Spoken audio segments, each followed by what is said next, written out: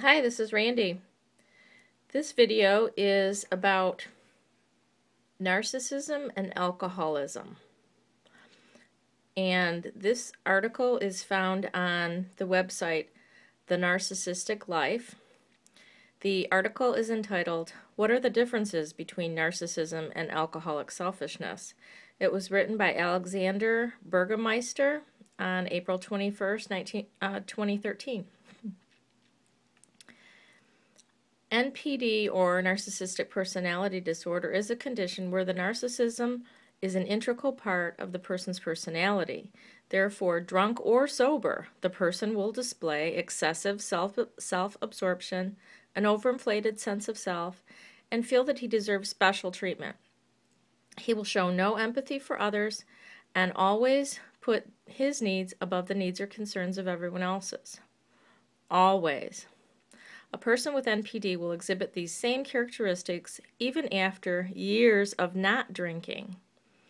Abstinence does not make them disappear. Alcoholic selfishness has many of the same characteristics while a person is using.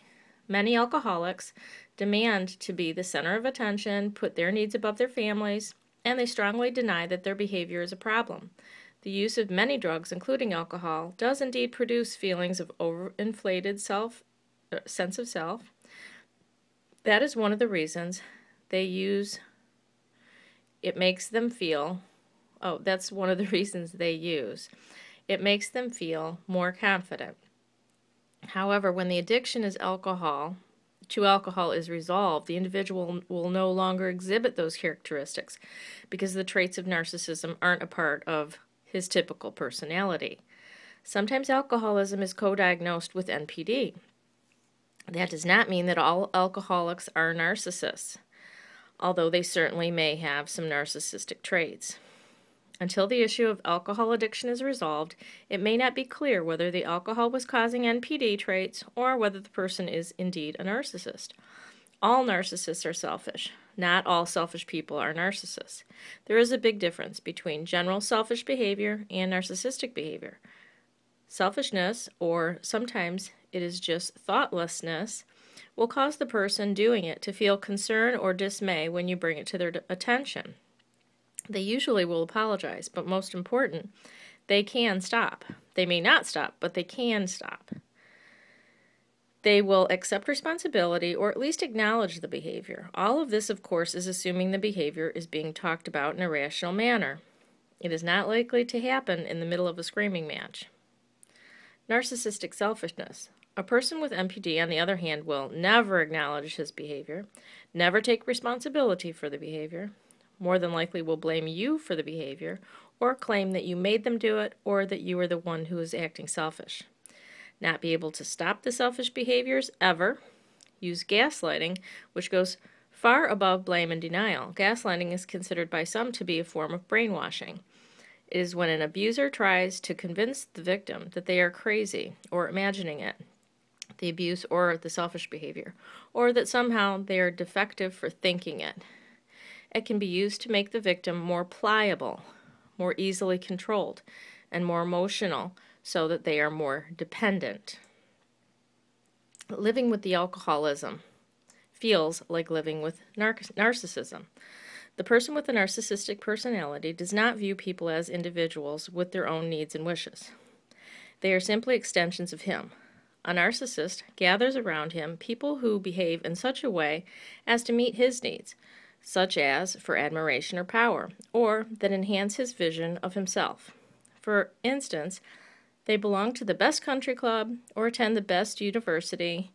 If family members or his in-crowd begin to act separately or have too many opinions of their own, his equilibrium becomes threatened. Living with an alcoholic is highly similar to this. The alcoholic or addict is continuously seeking his next fix. The fix is how they maintain their equilibrium. Obtaining his next fix is a priority, and this need of his comes before anybody else's needs. Just like the narcissist who lives for his next fix, they are both self-absorbed and only concerned with their own priorities.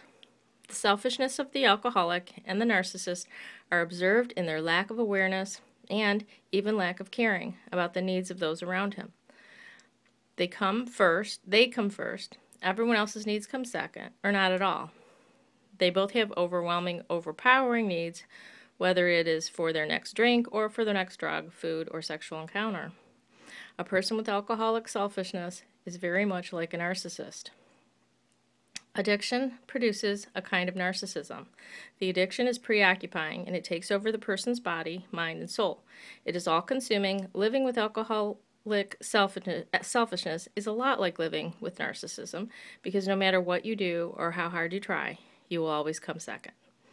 So I wanted to read this article because many of you may be dealing with trying to figure out whether or not the alcoholic that you live with is a narcissist, because it makes a difference. It makes a difference because people can beat alcoholism, and again, they cannot beat narcissism or NPD. There is no cure. So the difference that it makes to you is that although they both may appear to be similar, at least you have some kind of hope when you're living with an alcoholic or an addict that they may someday get clean, and that their true personality will come out and shine, and that they will become a healthy individual. They do have that possibility. However, if they are a narcissist underneath, then getting clean will not make a damn bit of difference. I mean, I was married to an alcoholic, and somehow that was the least of the problem. I realized, after putting two and two together, that sometimes I got along better with him when he was actually drunk. Sometimes not. Actually, the point is, it didn't matter. It didn't matter whether he was buzzed, drunk, or sober. The narcissistic traits were present, and he completely fits the narcissist NPD profile with or without alcohol in the picture. We all know that narcissists and NPDs are also prone to become addicts, because it's just another form of supply and numbing. So if you have a narcissistic alcoholic or narcissistic addict on your hands, then you have more than one problem, the biggest of which is the narcissist.